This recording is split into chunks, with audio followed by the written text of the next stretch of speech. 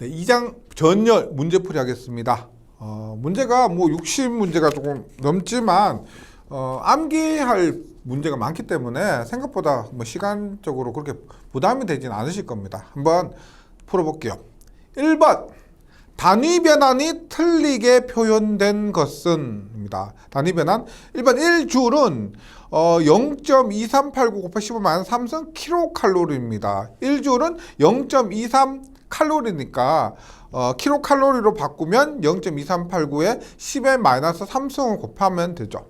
2번 1kWh는 860kcal가 되죠. 예.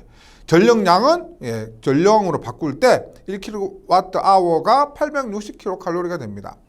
3번 1BTU는 0.252kcal가 된다. 1BTU는 0.252가 되고요. 4번 1kcal는 3968줄. 이게 틀렸죠. 우리가 1번을 보면 보세요. 3번에서 1 BTU가 0.252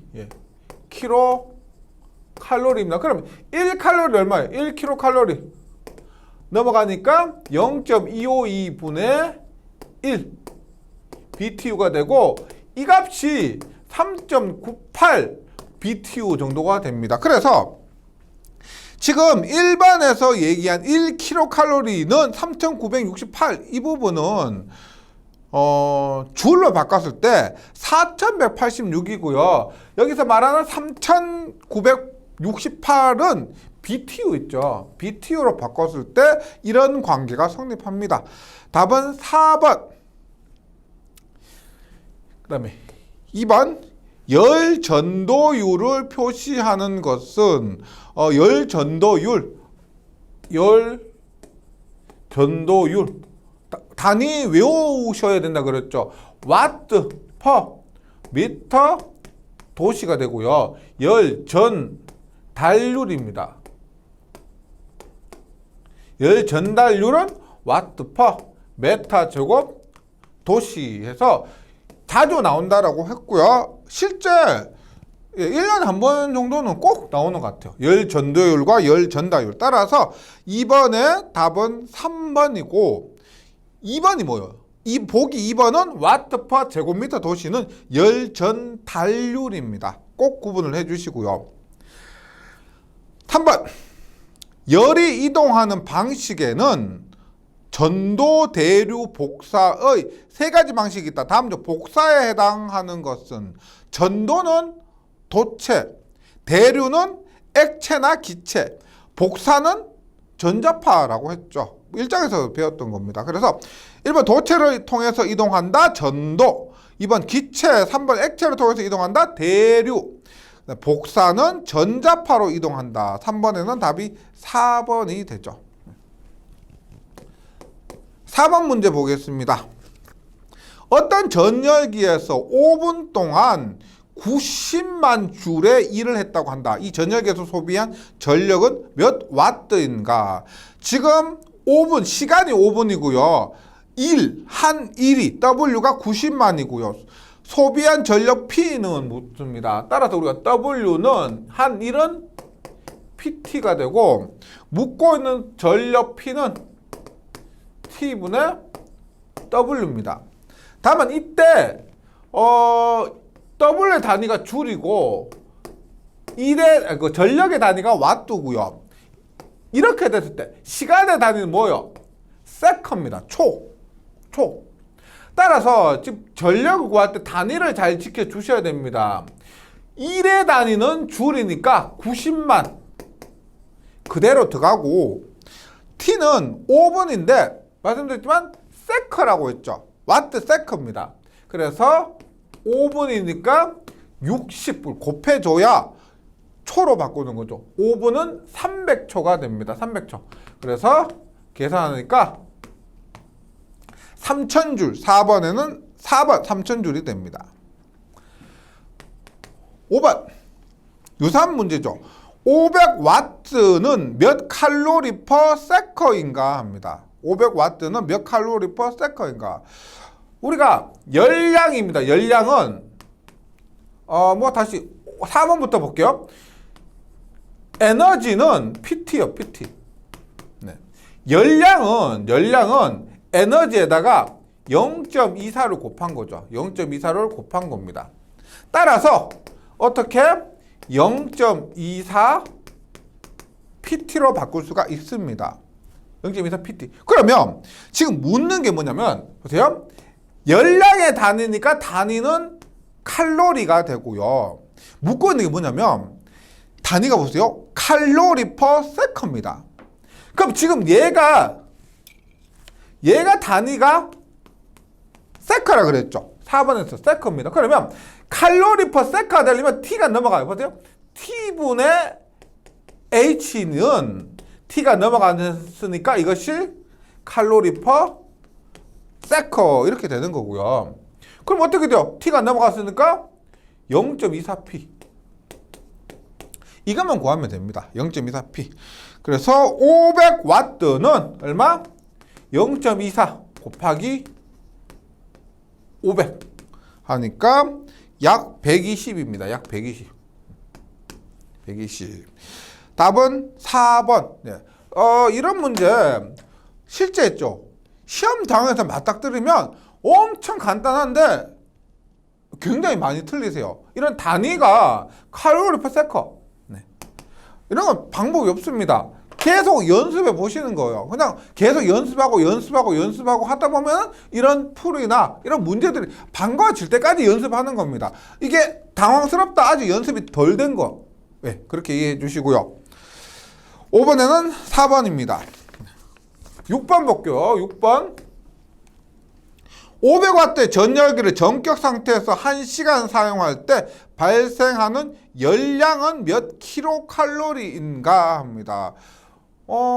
동일한 공식을 이용한 문제가 계속 나오고 있습니다. 몇 칼로리라고 했기 때문에 열량 H는 지금 전력 주어졌고 시간이 주어졌죠. 그래서 H는 0.24에 W니까 PT.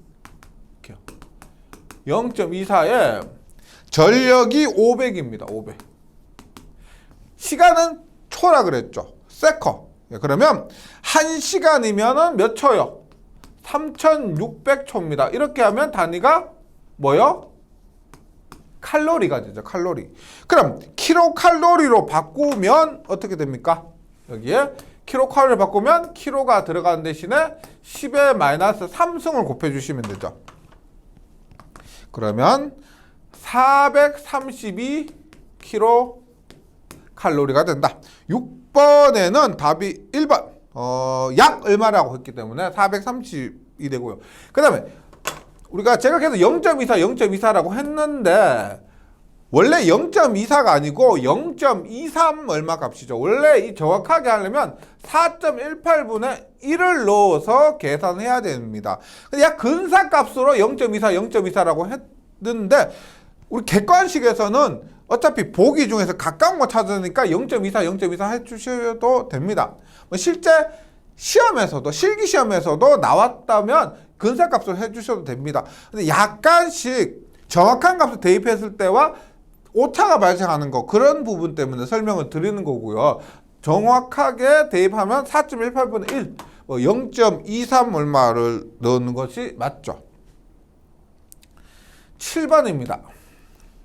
15매 저항의 10A 전류를 10분간 흘렸을 때 발열량은 몇 킬로칼로리인가? 동일합니다. H는 0.24 PT. 그런데 전력이 주어지지 않고 전류와 저항이 주어졌죠. 그럼 전류와 저항으로 전력을 구하는 방법 P는 뭐다? VI도 있고 R분의 V제곱도 있고 I제곱 R도 있는데 전류와 저항이 주어졌으니까 이 공식을 대입하면 됩니다. 그래서 0.24 곱하기 P 얼마? I제곱 R에다가 시간 T 다 곱하면 되죠. 전류가 10A야. 예. 저항이 10옴. 시간은 초예요. 초. 그런데 10분이라고 했죠. 10분은 600초입니다. 따라서 10 곱하기 60 초, 600초.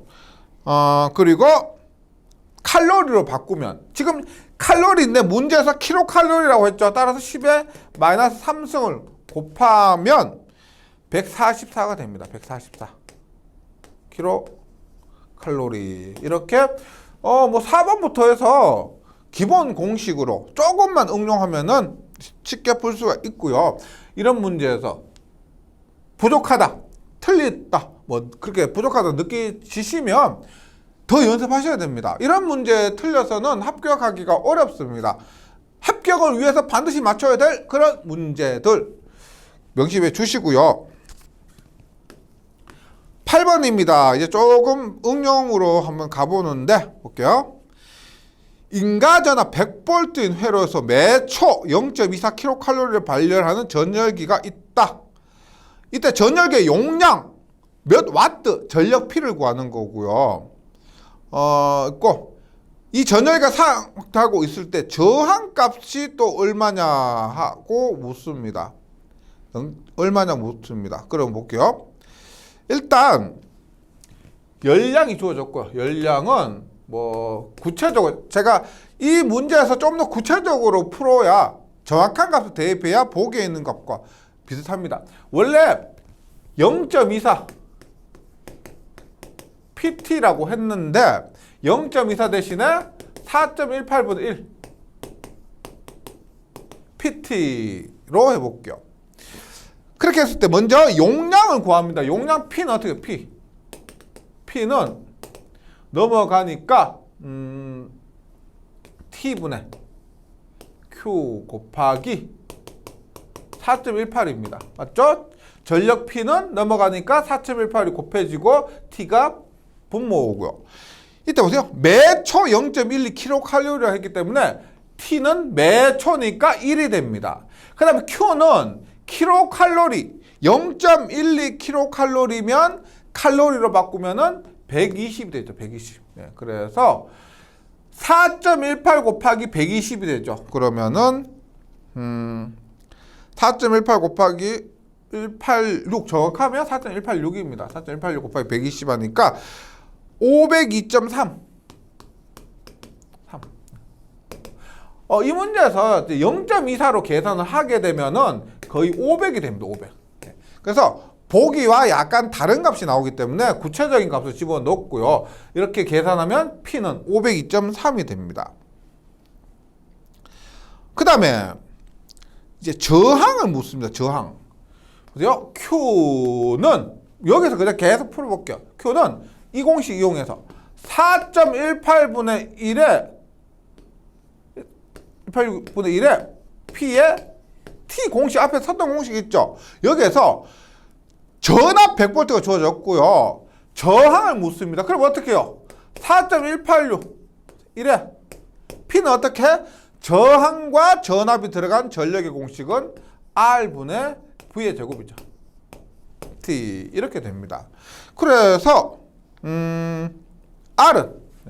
R은 대입한 1.186 넣어가니까 막 Q분의 V의 제곱 곱하기 T. Q가 120에 V가 100이죠. 시간은 1초 해서 대입하면은 19.9가 됩니다. 약 19.9. 물론 그냥 이렇게 여기 P에서 이렇게 구한 P 있죠. P를 여기 바로 뭐 여기 R분의 V제곱이 P다. 이렇게 바로 집어넣으셔도 됩니다. 이렇게 하셔도 되고 공식 한번 더 복습하는 의미에서 바로 이렇게 그대로 공식을 이용해서 풀었습니다. 이렇게 해주셔도 되고요. 편한 방법으로 계산하시면 됩니다. 그래서 8번에는 답이 2번 502.3W에 19.9ohm이 된다. 9번 문제입니다. 전열기에서 발열선의 지름이 1% 감소하면 저항 및 발열량은 몇 프로 증감하는가? 보세요. 우리가 이런 발열선이 있다고 합니다. 발열선이 이렇게 있다고 했을 때 얘가 지금 지름이 D예요. 길이가 L입니다. 그러면 정 R은 저항률 곱하기 로 A분의 L이죠. 그러면 만약에 반지름이면 얘가 D가 지름이 아니고 반지름이면 어떻게 돼요? 로에 반지름 R이다. 파이 R 제곱분의 L 이렇게 됩니다. 그럼 지름 D는 어떻게 되고? 지름 D는 어떻게? R은 2분의 D죠. 반지름은 2분의 지름입니다. 따라서 그대로 대입을 하게 되면은 로에 파이 곱하기 얼마? 2분의 D에 제곱분의 L 하면 어떻게 돼요? 정 R은 로 곱하기 4분의 파이 D의 제곱분의 L이 됩니다. 그럼 결과적으로 어떻게 돼요? 결과적으로 R은 지름 어떻게 돼요? 지름의 제곱에 반비례하게 됩니다. 맞죠? 그럼 지름 D가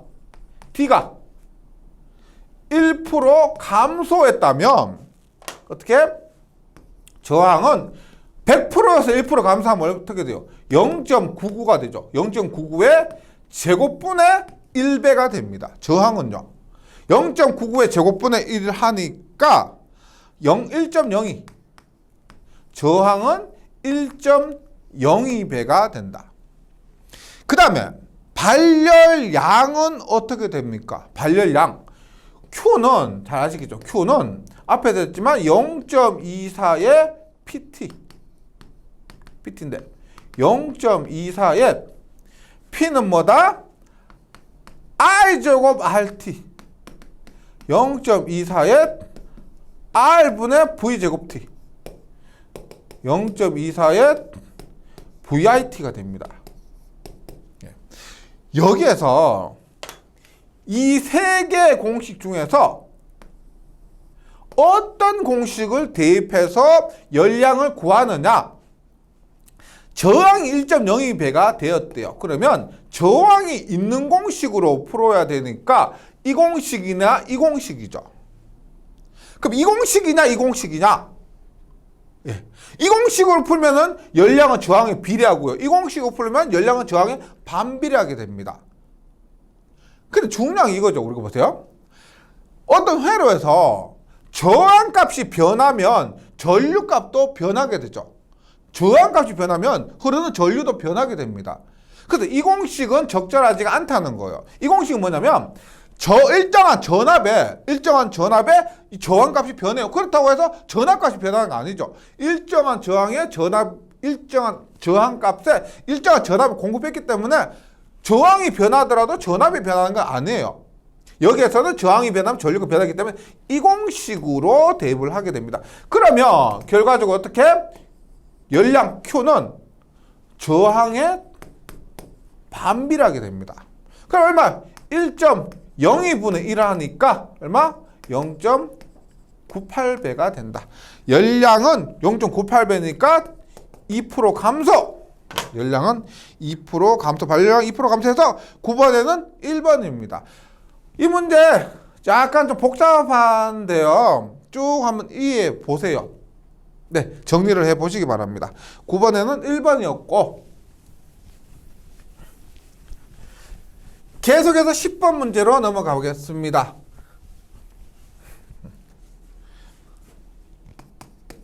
10번 15도씨의 물 4리터를 1kW의 전열기로 가열해서 80도씨로 높이는데 30분이 소요됐다. 전열기의 효율은입니다. 보세요. 효율은 전열기 효율은 어떻게 돼요? 860 PT 전력량을 칼로리로 바꾼 것이죠. 전력량에다 860을 곱하면 열량 칼로리가 됩니다. 분해 CM 세타가 돼요. CM 세타. 물의 비열, 물의 질량, 물의 온도 변화가 됩니다. 그러면 나머지 대입해 주시면 되고요.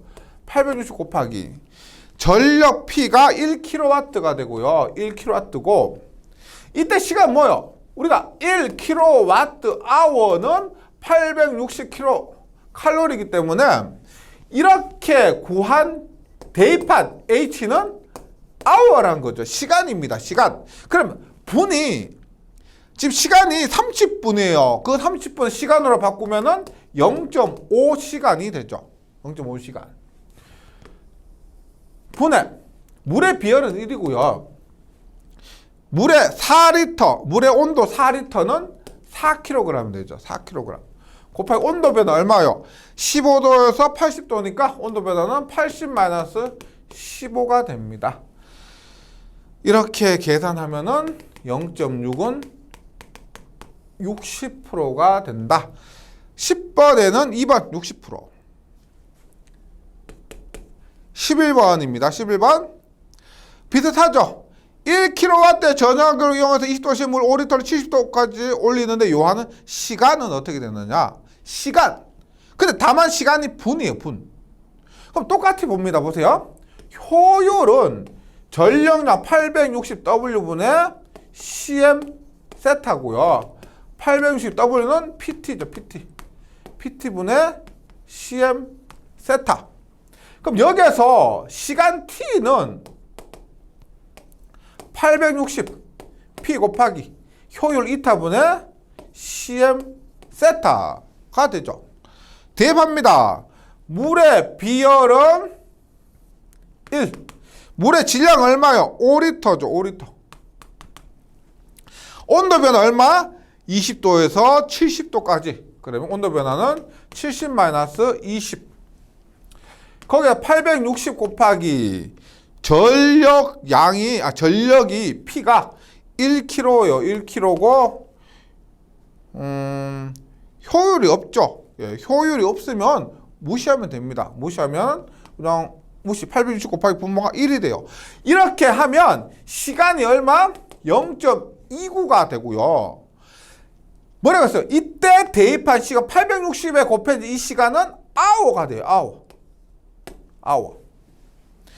그 답은 0.29시간. 근데 문제에서 몇 분이냐라고 했죠. 그럼 분으로 바꿔야 됩니다. 어떻게 바꿔요? 0.29시간은 몇 분이냐? 우리가 보세요. 비례식으로 1시간은 60분이니까 0.29시간은 X분이다. 이렇게 풀면 되죠. 1시간이 60분이니까 0.29시간은 X. 그래서 이렇게 계산하면 얼마? 0.29 곱하기 60은 1 곱하기 X. X는 0.29 곱하기 60입니다. 0.29 곱하기 60 하니까 17.4분.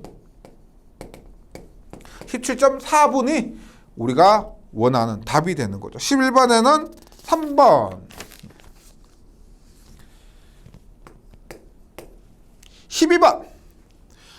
효율 80%의 전력을 1kWh의 전력을 소비하였을 때 10리터의 물 온도를 몇 도 상승시킬 수가 있는가? 예, 똑같죠?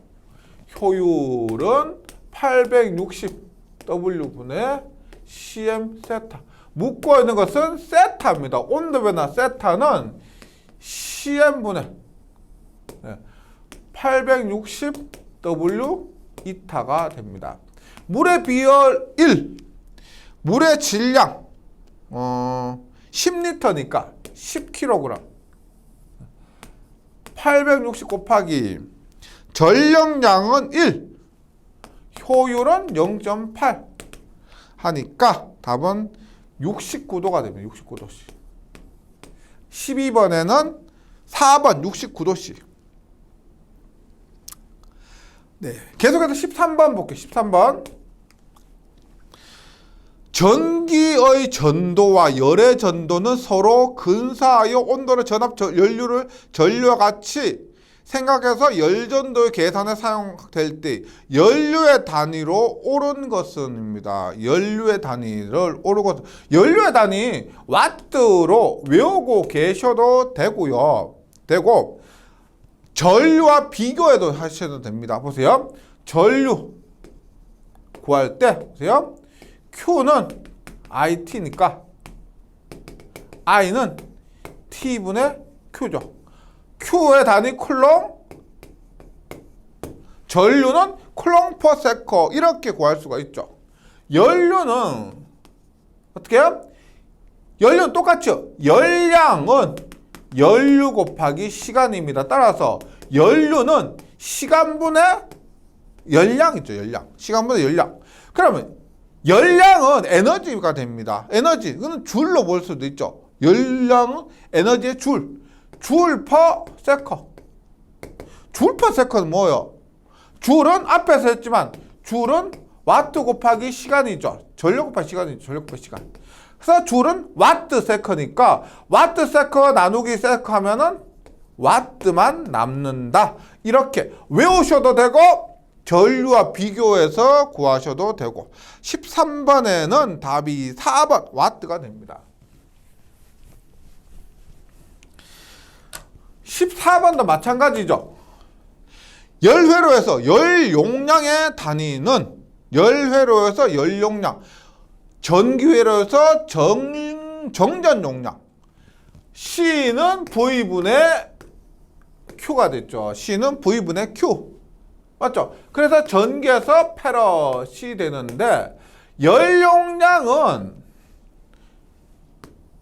전기량 대신에 열량 그리고 V 대신에 세타가 됩니다. 열량의 단위보다 줄, 세타의 단위 도시가 되죠. 줄 퍼 도시. 14번에는 2번. 이렇게 비교해서 구하는 것이 가장 제가 권해드립니다. 시간은 좀 더 걸릴 수가 있죠. 그러니까 문제를 그냥 외웠다. 그러면 외웠다. 문제 답, 문제 답. 우리가 연료의 단위 와트, 그 다음에 열 용량의 단위 줄 퍼 도시 이렇게 외우셔도 되지만 시간도 더 짧지만 막상 시험장 갔을 때 뭐가 더 정확하고 당황하지 않고 답을 찾아낼 수 있느냐 그리고 더 오래 가느냐를 생각했을 때 제가 말씀드린 그 과정 조금 더 거치는 것이 더 확실한 공부라고 말씀드리고 싶습니다. 계속해서 15번 연료의 발열체 온도로 T1, 피열체 온도로 T2, 물체의 크기, 거리, 형태, 복사율 등에 따라서 결정되는 상수를 파이, 스테판 볼츠만 상수를 시그마라고 할 때 발열체 표면 전력 밀도 WD의 공식은 WD는 우리가 보세요. 일반적으로 주어진 상수에다가 온도는 4제곱입니다. 큰 데서 작은 데 빼면 돼요. 그래서 상수 파이, 그 다음에 스테판 볼츠만 상수 시그마에다가 곱해요. 온도는 4제곱입니다. 근데 큰 데서 작은 데. 연료원의 발열체 온도, 그 다음에 피열체 온도를 1, 2라고 하면 1의 4제곱 마이너스 2의 4제곱 해서 단위는 와트 퍼 제곱 센티미터가 됩니다. 답은 3번이에요. 15번에는 3번. 이 공식의 형태만 이해해 주시면 되고요. 실제 곱하는 경우 계산 문제는 거의 없을 겁니다. 이제 16번부터 암기하셔야 될 문제들입니다. 한번 이론 공부하셨던 거 쫙 정리하면서 그리고 여기에서 이런 공부했던 것 찾아가면서 있죠. 앞에서 보면서 확인하고 문제 확인하고 이런 식으로 반복하면 실력 느실 거예요. 16번 봅니다. 간접적인 저항 가열에는 발열체가 필요하죠. 간접 저항 가열에 발열체 필요했죠. 이때 발열체 필요 조건으로 볼 수 없는 것은 1번 저항의 온도 계수가 양수로서 작을 것. 발열체는 저항의 온도 계수가 양수고 작아야 됐습니다. 2번 선팽창 계수가 클 것. 선팽창 계수 부분에 있어서는 제가 1장에서 공부했던 필라멘트도 그렇고 발열체도 그렇고 선팽창 계수는 작아야 된다 그랬죠. 온도가 올라감에 따라서 늘어나는 것이 좋지 않습니다. 답은 2번이고요. 3번 내열성과 4번 내식성이 클 것은 군더더기 없죠. 당연한 겁니다. 17번 발열체 중 최고 사용 온도가 가장 높은 것은 최고 사용 온도가 가장 높은 것은 우리가 금속 발열체가 있고 비금속 발열체가 있었는데 그 중에서 비금속 발열체, 탄화규소 발열체가 1400도까지 올라갔었죠. 탄화규소 발열체 1400도로서 가장 높았고요. 우리가 철크롬, 니크롬 일정 기준으로 했을 때, 니크롬 일정 1100도 기준으로 했을 때 니크롬 이정은 200도 빼서 900도. 그 다음에 철크롬 일정은 1100도에서 100도 더해서 1200도. 그 다음에 철크롬 이정은 어떻게? 니크롬 일정과 똑같죠? 1100도. 따라서 답은 4번입니다. 19번. 전기로가 고온으로 된 경우 전류를 공급하는 데에는 내열성이 좋은 전극이 필요하다. 전기로에 사용되는 전극이 구비해야 할 조건으로 옳지 않은 것은 전극입니다. 그런데 전기로에 사용되니까 어느 정도 열적으로도 견디어 줘야 되는 거죠. 1번 고온에 강할 것, 2번 고온에서도 기계적 강도가 클 것, 3번 도전율이 작을 것. 전극이니까요. 더 전극은 전류가 잘 흘려야 됩니다. 전류가 잘 흐르려면 저항이 작아야 되고, 저항이 작으려면 도전율은 커야 되겠죠. 답은 3번입니다. 3번 열의 전도율이 작을 것. 전극이기 때문에 발열체와 다르게 열의 전도율은 작아야 됩니다. 답은 3번. 19번 다음 온도계 동작 원리 중 재백효과, 열전 온도계, 재백효과, 열전 온도계. 광고온계는 우리가 앞에서 플랭크의 방사법칙이었습니다.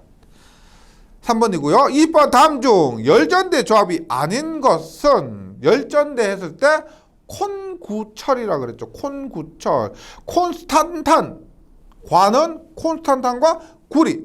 콘스탄탄과 철. 콘구철. 그 다음에 알크백. 알루메 크루멜. 알루메 크로멜. 알크. 그 다음에 백은 뭐요? 백금 로듐입니다. 없는 거 뭐요? 크롬과 콘스탄탄이죠. 그래서 이런 것은 우리가 뭐 콘구철, 콘스탄탄과 구리철, 그다음에 알크백, 알루멜, 크로멜, 그다음에 백금 로듐 이렇게 정리하시면은 크롬과 콘스탄탄 조합은 없었습니다. 1번이고요. 21번 저항 온도계의 금속 저항체의 재료로 사용되지 않는 것은, 저항 온도계 할 때는 우리가 뭐가 있어? 백군이 있어죠. 뭐다? 백군이 있어. 그래서 백금, 니켈이죠. 구리, 그것은 반도체입니다. 우리가 서비스터가 됩니다. 그래서 백군이서가 저항 온도계 금속 저항체의 재료가 되고요. 텅스텐이 아닙니다. 22번 저항가열은 어떤 원리를 이용한 것입니까? 저항가열은 직접 저항가열이 있고 간접 저항가열이 있었는데, 직접 저항가열은 발열체가 없었고, 그때 I제곱 RT 뭐다? 줄열을 이용한 겁니다. 줄열을 이용한 것. 23번 피열물에 직접 통전해서 발열시키는 방식의 노는 가열과 똑같다 그랬죠. 직접 통전시킨다. 피열물에 직접 통전시킨다. 직접 가열 혹은 직접 저항로입니다. 간접은 간접 저항로죠. 그래서 답은 1번 직접식 저항로고, 24번 전기로의 전기가열 방식 중 직흑카카죠. 직접식은 흑연화로 카보론 dom로가 된다. 그래서 직접식 저항로. 25번 L식 전기로는 어느 방식의 노인가? L식은 아크죠. L식은 아크고, 아크 중에서도 L식은 직접, 간접은 요동, 직접은 L. 26번 전기가열 방식 중 전극 사이의 공간의 전류가 흐를 때 발생하는 고열에 의한 가열 방식. 전극 사이에 공간의 전류가 흐를 때 발생하는 고열, 아크죠. 공간의 아크 가열입니다. 이런 부분 이론에서 한번 책을 그림을 한번 확인해 보세요. 그러면 이론 때 공부했고, 문제 풀으면서 공부했고, 다시 이론에서 확인하면 3번 공부하거든요. 이런 식으로 공부하면은 실력도 쌓이고 본인께 됩니다. 26번 아크 가열. 27번 유전 가열과 유도 가열의 공통점, 자주 나온다 그랬죠. 유전 가열과 유도 가열은 공통적으로 교류만 사용을 합니다. 답은 1번. 이번 선택 가열이 가능한 것은 유전 가열이었죠. 유전 가열. 유도 가열은 선택 가열하기보다는 필요한 부분만 가열 가능한 것이고, 유전 가열은 선정 주파수에 따라서 선택 가열이 가능하다. 이렇게 됩니다. 다음은 피열물 자체를 직접 가열한다. 직접 가열은 유전 가열이 되고, 전기적 전력물을 직접 가열한다. 직접 가열은, 그러니까 직접 가열은 유전, 간접 가열은 유도였죠. 28번 유도 가열은 어떤 원리를 이용한 것이지? 다음 중 가장 적당한 것은, 유도 가열은 전자 유도 현상입니다. 전자 유도 현상, 우리가 전기 자기학을 공부하면 전자 유도 현상 근방에 있는 것이 뭐냐면 히스테리시손, 철손이 있습니다. 히스테리시손과 철손은 히스테리시손과 와류손이죠. 히스테리시손과 와류손은 철손을 히스테리시손, 와류손이라고 하는 겁니다. 28번에는 2번 철손이 됩니다. 철손. 29번 고주파 가열 방식에서 유도 가열의 용도는, 유도 가열에서 저주파가 있고요, 고주파가 있었죠. 고주파에서는 보통 유도는 금속이고요, 유전은 절연물, 나무라 그랬죠. 그래서 유도 가열은 금속이고, 금속 중에서도 그런 열처리, 표면 이런 것이 유도 가열입니다. 그래서 2번 목재, 3번 목재, 4번 비닐 이런 것은 모두 유전이고, 유도는 금속의 열처리가 됩니다. 30번 상용 주파수를 사용할 수 있는 가열 방식은 뭘까요? 유도 가열은 저주파와 고주파가 있습니다.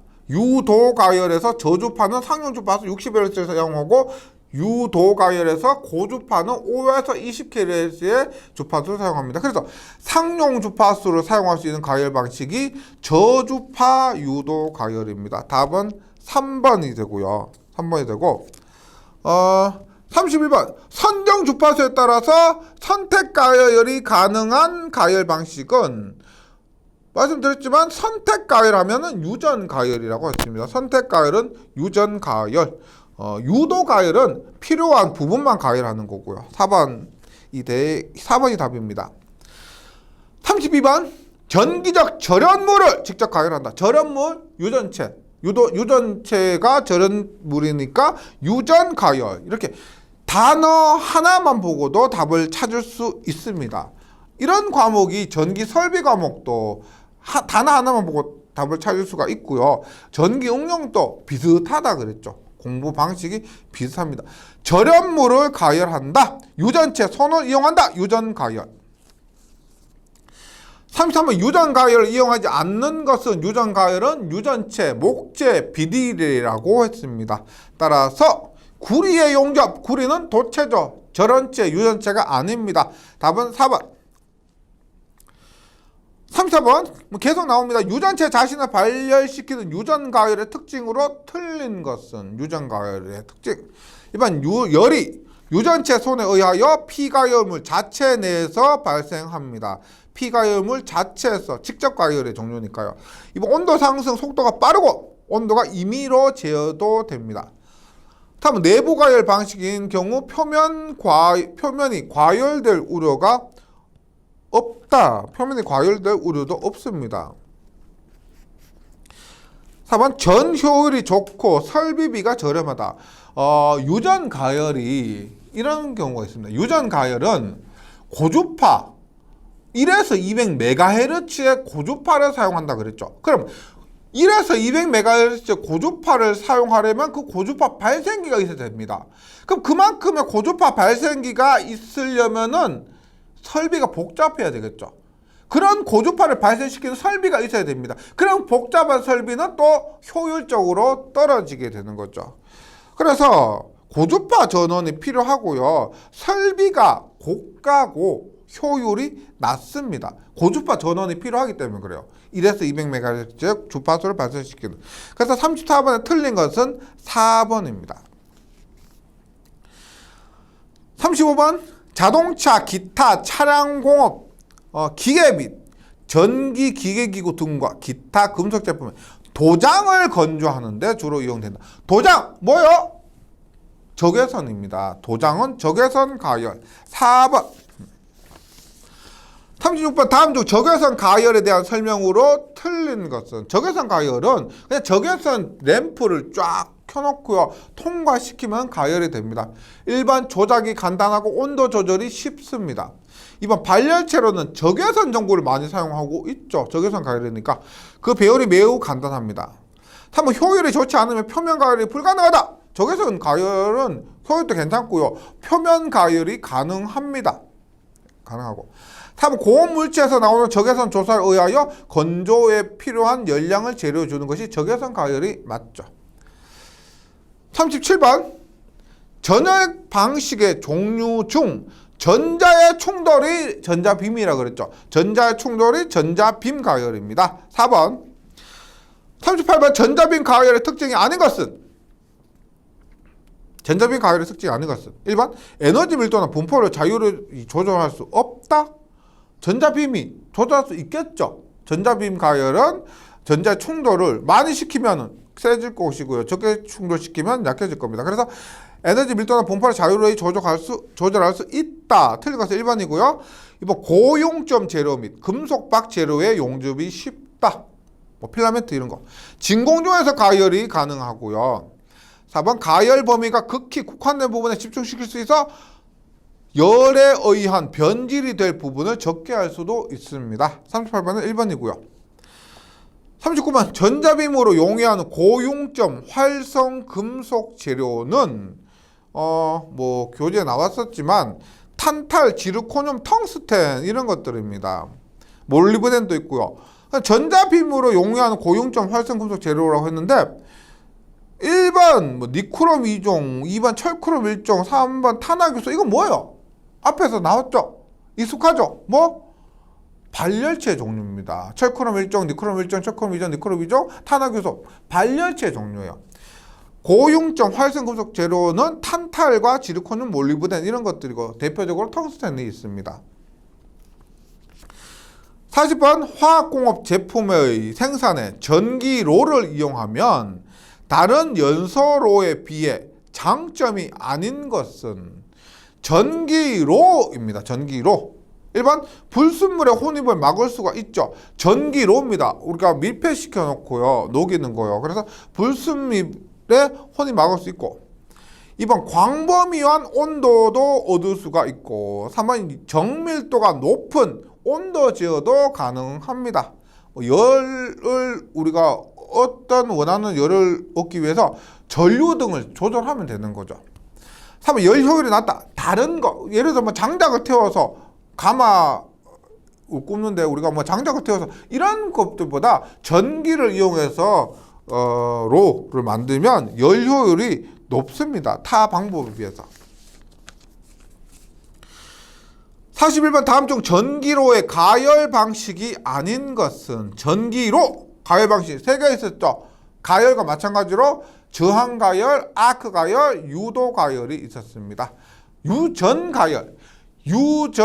가열은 아니죠. 전기로에서는 전기로 가열 아니죠. 전기로는 저항, 아크, 유도.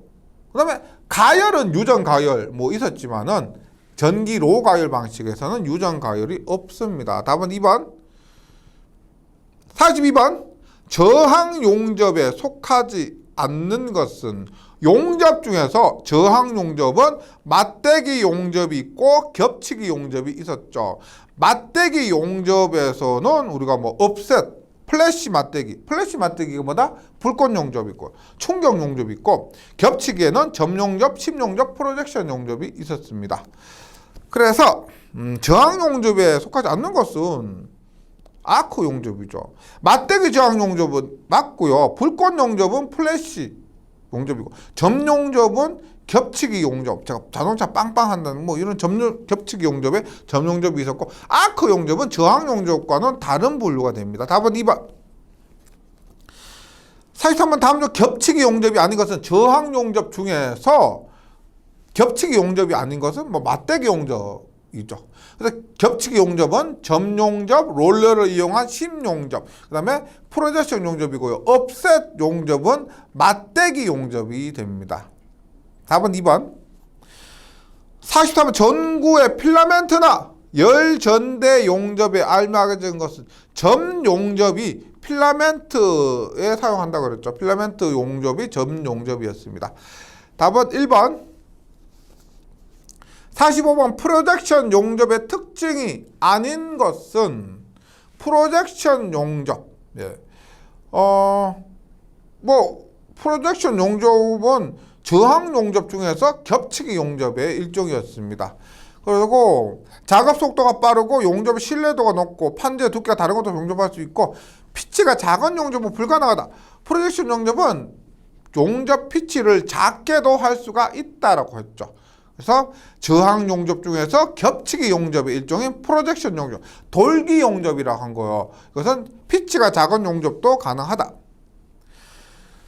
46번 아크 용접기 수화 특성. 용접기 수화 특성. 전기 기기에서도 자주 나왔던 거예요. 용접은 수화 특성입니다. 답은 2번. 47번 용접용 전원의 특성은 부하가 급히 증가할 때 전압이 어떻게 된다 그랬어. 그리고 47번 같은 경우는 수화 특성 이렇게 I고 V입니다. 부하가 급히 증가한다. 여기서 부하가 전류죠. 전류가 급히 증가하면 전압은 감소하게 된다. 전류가 커지면 전압은 감소하게 된다. 그래서 수화 특성에 의해서 답은 3번입니다. 급히 강화한다.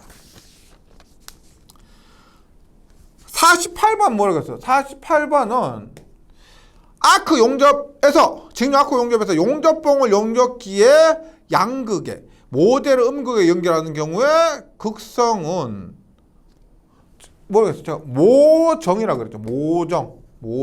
어머니의 정입니다. 사랑입니다. 이거 모재 플러스일 때 정, 목은 모재 마이너스일 때 부, 혹은 역극성이 될 겁니다. 모재 마이너스일 때 역극성, 부극성. 따라서 48번은 모재 음극을 연결했기 때문에 역극성이 됩니다. 49번 알루미늄 마그네슘의 용접. 알루미늄 마그네슘 용접 나오면 불활성 가스 용접이라고 했죠. 알루미늄 마그네슘 불활성 가스 아크 용접입니다. 50번 불활성 가스 용접에서 아르곤과 헬륨이 사용되는데 아르곤 가스가 헬륨보다 더 널리 사용된다 그랬죠. 이유가 아닌 것은 아르곤이 전리전압이 낮아서 아크의 발생과 유지가 쉽고 피포작용이 강해서 기류가 견고하고 가스 필요량이 적으면 가격이 저렴한데 용접면의 산화방지 효과는 헬륨이 더 크다 그랬죠. 용접면의 산화방지는 헬륨이 더 큽니다. 근데 일단 아르곤이 전체적으로 더 많이 사용되는데 산화방지 면에서는 헬륨이 더 낫다. 그래서 답은 3번입니다. 51번 저항 용접에서 접합면의 일부가 녹아 바둑알 나오면 너깃입니다. 너깃 애들 좋아하는 그 반찬 이름 비슷하죠. 너깃 바둑알 모양 너깃입니다. 바둑알 너깃. 슬러그는 용접하고 난 찌꺼기 이런 거 그 슬러그고요. 용입은 용접부에서 뭐 표면과 금속 밑에까지 그 거리를 용입이라고 합니다. 플럭스는 용접할 때 금속 그 산화 방지를 위해서 그 피복하는 것을 플럭스라고 그럽니다. 그래서 바둑알 너깃 이렇게 외워주시고요. 52번 초음파 용접의 특징이 아닌 것은 초음파를 이용한 간접 용접이죠. 일반 이종 금속의 용접도 가능하다. 다른 금속의 용접도 가능하고요. 고체 상태에서 용접함으로 열적 영향이 적다. 열적 영향이 더 적습니다. 3번 가열이 필요하지 않는다. 가열이 필요하지 않다. 외부 가열이 필요하지 않다가 맞고요. 4번 가압 하중이 적기 때문에 변형도 적습니다. 52번에는 답이 2번이고요. 53번 용접 방법 중 플라즈마 제트예요. 플라즈마 제트 다 좋았는데 좀 구조가 복잡하고 뭐 이런 것도 있고요. 틀린 것은 1번 에너지 밀도가 커서 안정도가 높고 보유량이 크고 2번 용접 속도도 빠르고 3번 피부가스를 이중으로 사용할 필요가 있고 토치 구조가 복잡하고요. 4번 뭐 이렇게 토치 구조도 복잡하고 피부가스를 이중으로 사용하는데 균일 용접이 어려우면 안 되겠죠. 플라즈마 용접은, Z 용접은 균일 용접이 가능합니다. 54번. 진공도가 10의 -4승에서 10의 -5승 수운조 밀리미터 정도의 진공 중에서 가열된 텅스텐 합구 용구로부터 튀어나온 전자를 직류 고전압으로 가속해서 피용접물에 집중해서 용접하는 방법은 뭐예요? 전자를 직류 고전압으로 가속해서 전자빔을 만드는 거죠. 전자빔 용접이고, 진공도는 10의 -4승에서 15의 -5승 정도가 됩니다. 54번에는 1번. 55번. 용접부의 비파괴 검사에 필요 없는 것은, 비파괴 검사는 우리가 방사선 검사, 감마선 검사 있죠. 감마선 검사 이런 것 방사선 검사고, 자기 검사 있고 초음파 검사가 있습니다. 고주파 검사는 비파괴 검사에는 상관이 없고요. 그 다음에 비파괴 검사에 여기 하나 더 들어간다면 유관에 의한 외관 검사, 이런 것도 비파괴 검사가 됩니다. 55번에는 답이 1번이고요. 56번. 다음 중 전기 건조 방식의 종류가 아닌 것은 건조입니다. 건조는 어떤 게 있을까요? 간단하게 적외선 있을 것이고, 그 다음에 고주파 있을 것이고, 그 다음에 전열 건조, 세 가지가 있습니다. 적외선, 고주파, 전열 건조고, 자외선. 적외선도 되니까 자외선도 되지 않을까? 자외선은 뭐라 그랬어요? 1장에서 말씀드렸지만 자외선은 향균, 화학, 살균 이런 거죠. 화학적인 살균하는 것이지 건조는 아닙니다. 열을 내는 것이 아니죠. 56번에는 3번 자외선 건조는 없습니다. 57번 적외선 건조와 관계없는 사항은 적외선 건조 1번 표면 건조에 적합하고요. 2번 두꺼운 목재 건조. 적외선은 표면입니다. 두꺼운 목재 건조는 56번 보기 중에서 선택한다면 고주파 건조가 되죠. 3번 적외선 건조는 건조기의 유지비가 적게 들고 구조가 간단합니다. 57번은 2번. 58번 적외선 건조에 대한 설명으로 틀린 것은, 적외선 건조 효율이 좋고 온도 조절이 쉽고 많은 장소가 필요하지 않는데 대류열. 뭐요? 적외선은 뭐다? 복사열입니다. 복사열. 몇 번 나왔죠, 지금까지. 몇 번 나왔던 복사열을 이용합니다. 대류열이 아닙니다. 59번 내부 가열에 적당한 전기 건조 방식은 뭐다? 건조라고 하면은 적외선 건조, 고주파 건조가 많이 사용되는데, 내부 가열은 고주파, 외부는 적외선입니다. 자외선 건조는 없다 그랬죠. 아크 건조도 없습니다. 건조를 시키는 아크, 불 꺼트면 타버리죠. 아크 건조도 없습니다. 60번 금속의 표면 열 처리에 이용하며 도체 고주파 전류를 통하면 전류가 표면에 집중하는 현상이 뭐예요? 표면 열 처리, 표면, 표피 효과. 60번에는 1번. 61번. 금속이나 반도체 전류를 일단 흘려놓고 이것과 직각 방향으로 자개를 가합니다. 그러면 자개 방향을 포함하는 면에 대해서 수직인 방향으로 기전력이 발생한다. 전류를 흘리고 자개를 가하면 그것과 수직인 방향으로 기전력이 발생하는 거, 홀 효과. 62번입니다. 서로 관계 깊은 것들끼리 짝지은 것이다. 옳지 않은 것은 1번 유도가열. 유도가열은 전자 유도 현상은 철손, 와류손, 히스테리시손, 철손이라고 그랬죠. 그래서 유도가열은 와전류손 맞고요. 2번 형광등, 스토크스의 정리. 표면가열은 60번에서 했지만 표면가열은 표피효과. 3번 열전온도계. 조금 전에 나왔습니다. 열전온도계 뭐다? 제어백 효과죠. 제어백 효과를 이용한 것이다. 네, 이렇게 2장 문제풀이까지 했습니다. 2장을 했는데 처음에 계산 문제가 부담되는 것이 좀 있지만 대부분 잘 정리해서 암기하는 문제들이에요. 그래서 이론적으로 잘 정리, 문제 반복, 이 정석입니다. 너무 깊이까지 하실 필요는 없습니다. 이렇게 반복해 주시면 자신 있게 2장 정복할 수가 있습니다. 네, 이렇게 말씀드리고요.